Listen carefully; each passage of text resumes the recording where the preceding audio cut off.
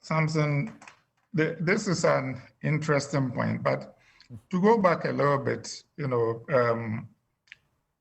there is a point that affects some of the commentary that we've heard about NAPO, as well as what you said about me regarding money.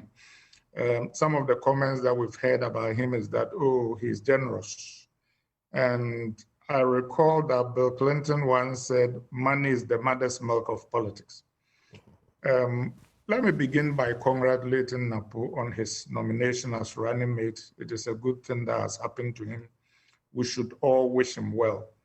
But having said that, I am troubled by what I have heard from the two gentlemen who are trying to defend him, Mr. Mercer and Kofi Bensil. NAPO's charge of arrogance has echoes in the past. I remember, and I'll come down to that when I get to data, that, like you pointed out, this tag has been applied to Nana Addo, but long before Nana Addo, in 1979, it was applied to Victor Usu, and it was applied in relation to the Volta region too. The reason why I'm troubled is that I would have expected that Mr. Mercer and then Kofi Bensil would indeed acknowledge what most people are saying. NAPO shouldn't have made the remarks that he made, both in relation to the Dumso timetable and in relation to the Keita Sea Defense Project. I am very sure that knowing NAPO, and I've interacted with him a little bit, in his quiet moments, he would wish he had those words back. Those who want to support him must not try and pretend that those who are making these charges are ignorant.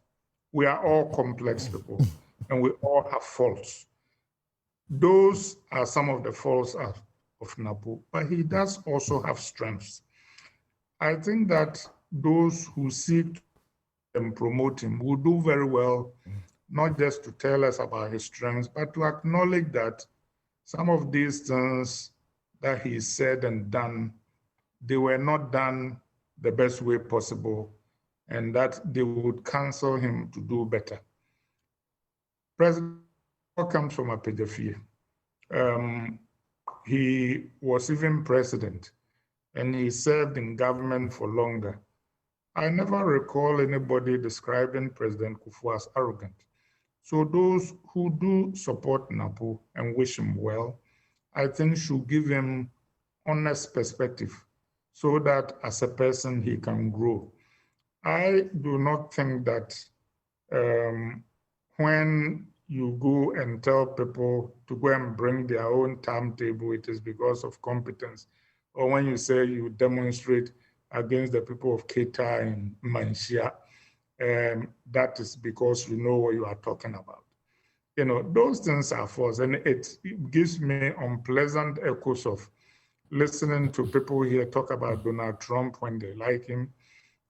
You know, they seem to gloss over all his faults. You can see his arrogance and bad manners clearly in front of you, and they'll be swearing that none of those things are true.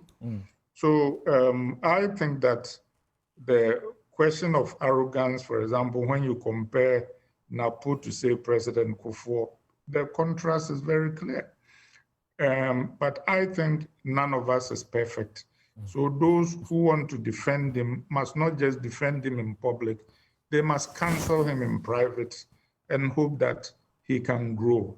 But I plead that none of us is perfect, and we'll never, like Kofi Bensil said, find a perfect person. So how much consideration should we have to temperament when it comes to looking for the first and second gentleman or lady, so to speak? Remember also that not too long ago, when the NPP went into its primaries, one of the things that were effectively used against Kennedy Japan, which many of us without any equivocation support, is that he doesn't have the temperament to be a president of this country. He's easily angered, He throws tantrums. He speaks about blackmailing. If he wants something he doesn't get, he gets on the radio and he starts insulting everybody and so on. So the same people who were against one of their own on the question of temperament can't seem to admit that NAPO has an issue with his temperament. Even if he doesn't, that there's such an overwhelming, number of people in the country who think that is who he is, and a bit of an admission, and as you have just counseled, will be useful. What role should temperament play in deciding who becomes president or vice president? It should play a big role, and I believe that, of course, arrogance or losing your head is situational. So yes, it matters, and I wouldn't go as far as Mr. Bentel to call what is obviously a flaw a strength. It is not a strength, but having said that, NAPO have strengths. Like the deputy minister has pointed out, yes, he's hardworking.